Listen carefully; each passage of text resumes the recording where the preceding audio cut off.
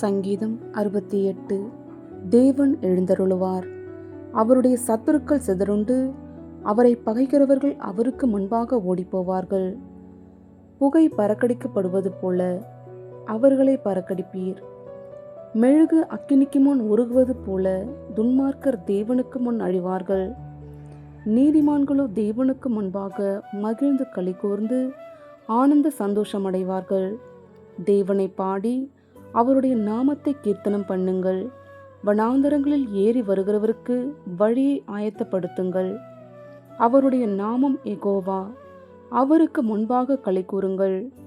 தம்முடைய பரிசுத்த வாசஸ்தலத்தில் இருக்கிற தேவன் திக்கற்ற பிள்ளைகளுக்கு தகப்பனும் விதவைகளுக்கு நியாயம் விசாரிக்கிறவருமாயிருக்கிறார்.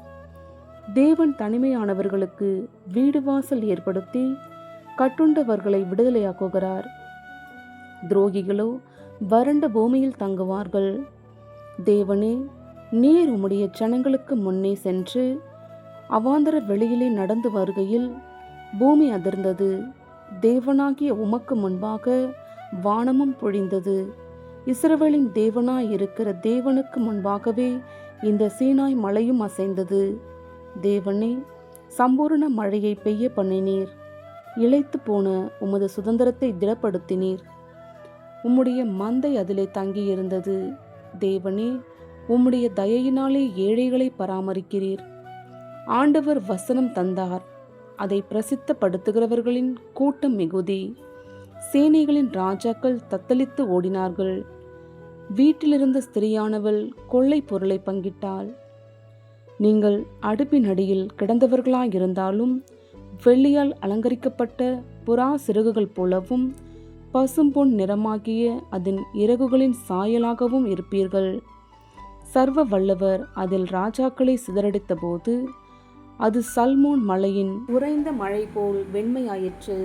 தேவ பர்வதம் பாசான் பர்வதம் போலிருக்கிறது. பாசான் பர்வதம் உயர்ந்த சிகரங்களுள்ளது. உயர்ந்த சிகரமுள்ள பர்வதங்களை ஏன் துள்ளுகிறீர்கள்? இந்த பர்வதத்தில் வாசமாயிருக்க தேவன் விரும்பினார். ஆம், கர்த்தர் இதிலே என்றென்றைக்கும் வாசமாயிருப்பார். தேவனுடைய ரதங்கள் 10,000ங்களும் 1000,000ங்களுமாயிருக்கிறது. ஆண்டவர் பரிசுத்த ஸ்தலமான சீனாயிலிருந்த வண்ணமாய் அவைகளுக்குள் இருக்கிறார். தேவரீர் உன்னதத்திற்கு ஏறி சிறைப்பட்டவர்களை சிறையாக்கி கொண்டு போனீர்.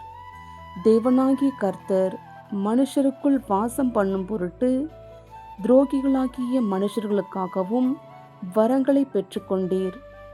என்னாலும் ஆண்டவருக்கு ஸ்தோத்திரம் உண்டாவதாக. நம்மேல் பாரம் சுமத்தினாலும் நம்மை இரட்சிக்கிற தேவன் அவரே. நம்முடைய தேவன் இரட்சிப்பை அருளும் தேவனாயிருக்கிறார். ஆண்டவனாகிய கர்த்தரால் மரணத்திற்கு நீங்கும் வழிகளுண்டு. மெய்யாகவே தேவன் தம்முடைய சத்துருக்களின் சிரசையும் தன் அக்கிரமங்களில் துணிந்து நடக்கிறவனுடைய மயிருள்ள உச்சந்தலையையும் உடைப்பார். உன் கால்கள் சத்துருக்களின் இரத்தத்தில் பதியும்படியாகவும் உன் நாய்களின் நாவு அதை நக்கும்படியாகவும் என்னுடைய ஜனத்தை பாசானிலிருந்து திரும்ப அழைத்து வருவேன். அதை சமுத்திர ஆழங்களிலிருந்தும் திரும்ப அழைத்து வருவேன் என்று ஆண்டவர் சொன்னார். தேவனே, உம்முடைய நடைகளை கண்டார்கள்.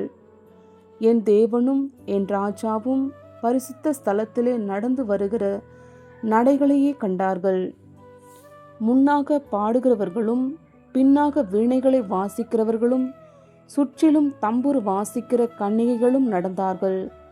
இஸ்ரவேலின் ஊற்றிலிருந்து தோன்றினவர்களே, சபைகளின் நடுவே ஆண்டவராகிய தேவனை ஸ்தோத்திரியுங்கள்.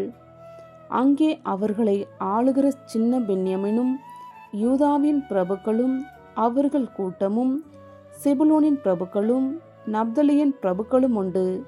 உன் தேவன் உனக்கு பலத்தை கட்டளையிட்டார்.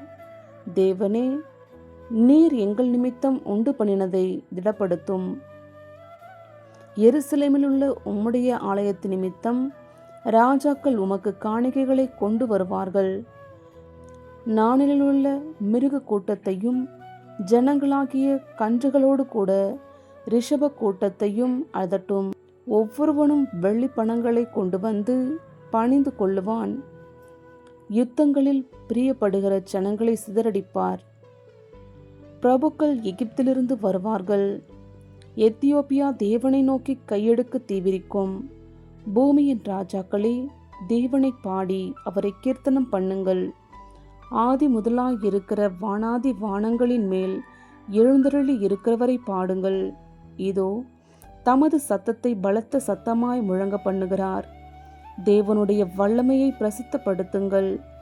அவருடைய மகிமை இஸ்ரவேலின் மேலும் அவருடைய வல்லமை மேக மண்டலங்களிலும் உள்ளது. தேவனே, உமது பரிசுத்த ஸ்தலங்களிலிருந்து பயங்கரமாய் விளங்குகிறீர். இஸ்ரவேலின் தேவன் தம்முடைய ஜனங்களுக்கு பலனையும் சத்துவத்தையும் அருளுகிறவர். தேவனுக்கு ஸ்தோத்திரம் உண்டாவதாக.